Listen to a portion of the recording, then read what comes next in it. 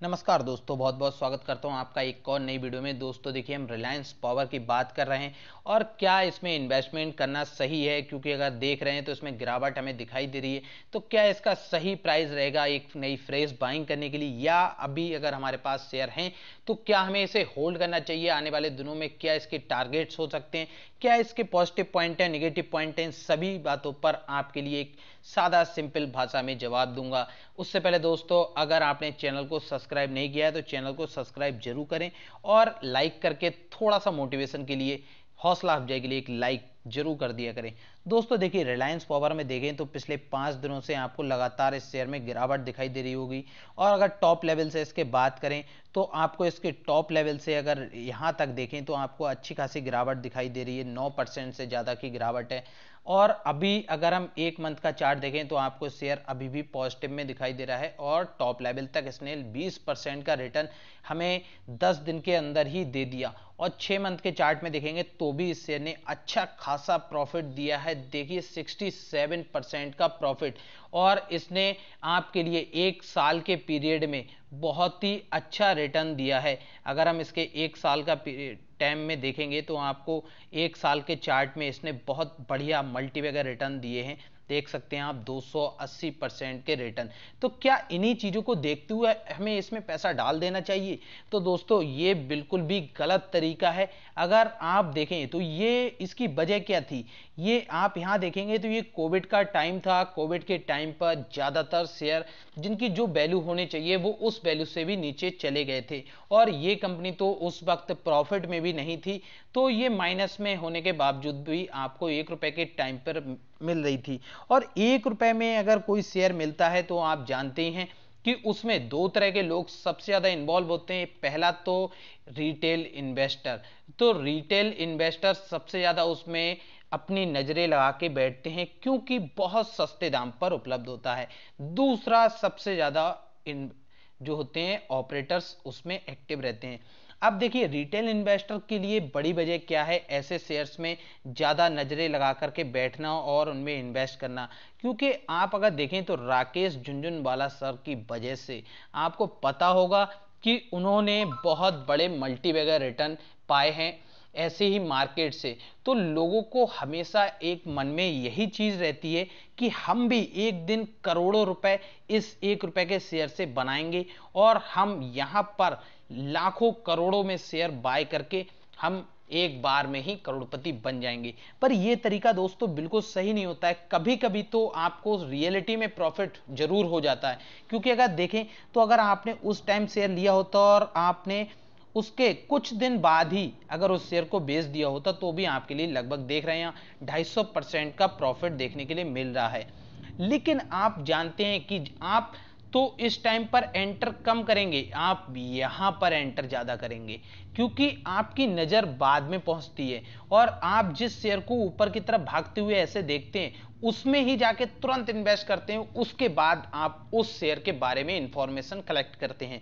जैसे कि अगर आपने इसे टॉप लेवल पे बाय किया होगा, आप ये वीडियो उसके बाद देख रहे होंगे, तो हमेशा आपको किसी भी शेयर में इन्वेस्टमेंट करने से पहले एक बार उसके बारे में एक अच्छी इंफॉर्मेशन जरूर कलेक्ट करनी चाहिए, उसके नेगेटिव पॉजिटिव सभी पॉइंट को लेकर के। और अगर हम बात करें तो इस शेयर में अगर आप देखेंगे मैक्सिमम चार्ट में, तो मैक्सिमम चार्ट में आपको ये शेयर कहां से कहां आते हुए दिखाई दे रहा है, ये आप देख सकते हैं। और इस वक्त पे भी जैसे ये शेयर है, ये 70-80 रुपए 60 रुपए का शेयर है, तब भी लोगों ने एक उम्मीद थी कि ये शेयर वापस से ऊपर की तरफ जाएगा, वापस ऊपर की तरफ जाएगा। तो ये हमेशा नहीं होता है ऐसा, कुछ जगहों पर ऐसा होता है।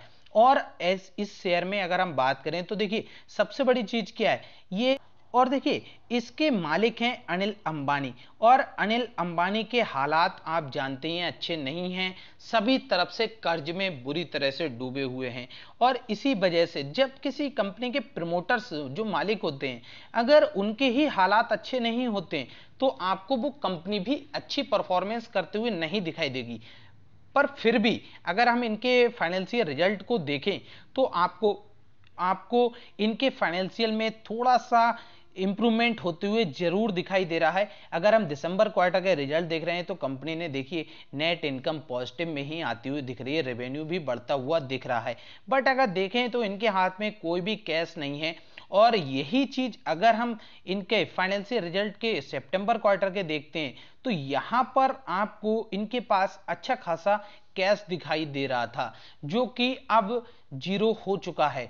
तो आपको पता होगा कंपनी के ऊपर कितना बड़ा कर्ज है, और उसी कर्ज को चुकाने के लिए इन्हें बहुत पैसे की जरूरत है, और इतना ज्यादा पैसा इनके पास नहीं है।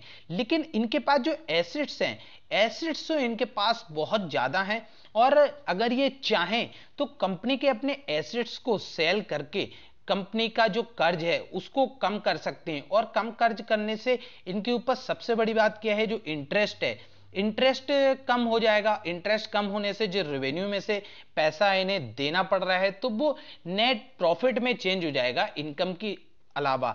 तो इसलिए आपको इस शेयर में अगर देखें तो एक सही प्राइस पे, जैसे कि अगर ये 4 रुपए 60 पैसे का इस समय प्राइस चल रहा है, अगर आप इस शेयर में इसे और गिरावट के बाद एक अच्छे लेवल पर 3 रुपए के 2.5 रुपए के लेवल पर अगर आप बाय करके इसको रखते हैं तो आप इससे सिर्फ ये उम्मीद लगा करके ही रखें कि आप इस शेयर से आने वाले दिनों में 2 से 3 गुने तक का रिटर्न लेकर के तुरंत ही एग्जिट हो जाएंगे। अगर आप इस शेयर को बहुत लॉन्ग टर्म के लिए इन्वेस्टमेंट के नजरिए से देख रहे हैं तो ज्यादा लॉन्ग टर्म के इन्वेस्टमेंट के नजरिए से लेकर के इसको ना चलें।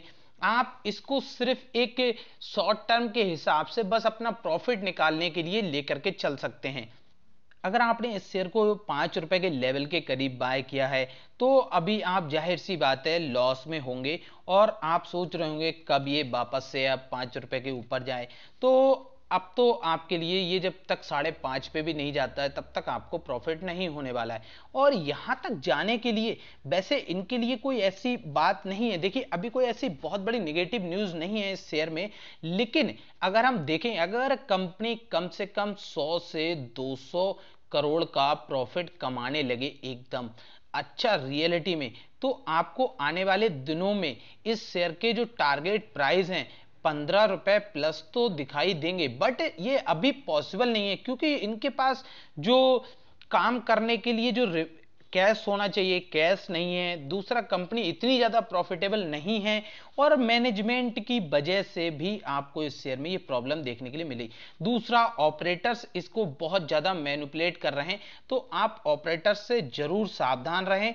अगर ये आपको शेयर ऊपर की तरफ दिखाई दे ज्यादा जाते हुए, तब आप उसमें इन्वेस्टमेंट ये सोचकर बिल्कुल भी ना करें कि ये आज ऊपर गया है और कल भी आपको ऊपर की तरफ जाते हुए दिखेगा। अभी कंपनी जब तक आपको अच्छे रिजल्ट निकाल के ना दे तब तक आप बिल्कुल भी इस तरह से इन्वेस्टमेंट ना करें।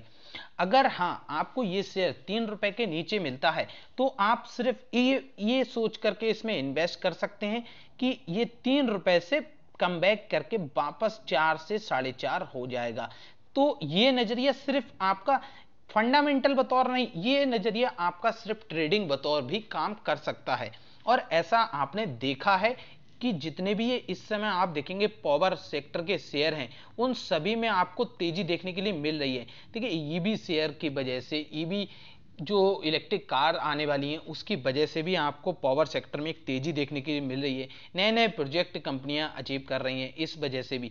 लेकिन आप इसे बहुत ज़्यादा लॉन्ग टर्म के हिसाब से इस तरह से इन्वेस्टमेंट अगर कर रहे हैं तो आप ये मान के चलिए जब तक कंपनी 500 करोड़ के प्रॉफिट, नेट प्रॉफिट की बात कर रहा हूं, नहीं निकाल के देती है तब तक आपको ये शेयर लॉन्ग टर्म में प्रॉफिट नहीं देने वाला। हाँ अगर ये इन्होंने करके दिखाया तो ये शेयर आपको आने वाले दिनों में वापस 50 रुपए के लेवल पे भी दिख सकता है। लेकिन दोस्तों मैं आपको ये नहीं कह रहा हूं कि आप इसे सेल कर दीजिए या बाय करिए, मैं आपको सिर्फ इसके सभी फैक्टर्स, सभी पॉजिटिव नेगेटिव पॉइंट बता रहा हूं। और कंपनी पे कर्ज की वजह ही है जो आज ये शेयर यहां है। और इनका देखिए जो इन्होंने पैसा कलेक्ट किया उस पैसे को इन्होंने बिजनेस में लगाने की जगह दूसरे कामों में भी लगाया, इधर उधर की इन्वेस्टमेंट में भी, उस वजह से भी इनके हालात अभी खराब हैं, इसी वजह से इन पे कर्ज और बढ़ता गया। अगर आप भी ऐसे ही शेयर्स में सिर्फ इन्वेस्टमेंट करेंगे तो आप भी इसी तरह से लॉस में जा सकते हैं।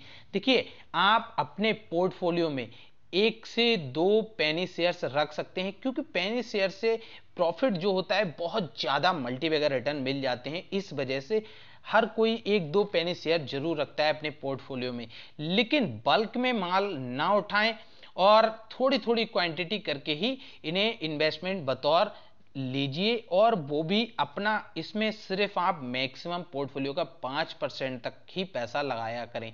इससे ऊपर पैसा किसी भी पेनी शेयर में ना लगाएं, जिससे कि अगर आपको पोर्टफोलियो में 5% का प्रॉफिट हो भी जाता है टोटल और इसमें 5% का लॉस हो जाएगा, तो आपको इतना ज़्यादा बुरा नहीं लगेगा। पर बुरा हर किसी को लगता है अगर 1 पैसा भी कम होता है किसी भी तरीके से।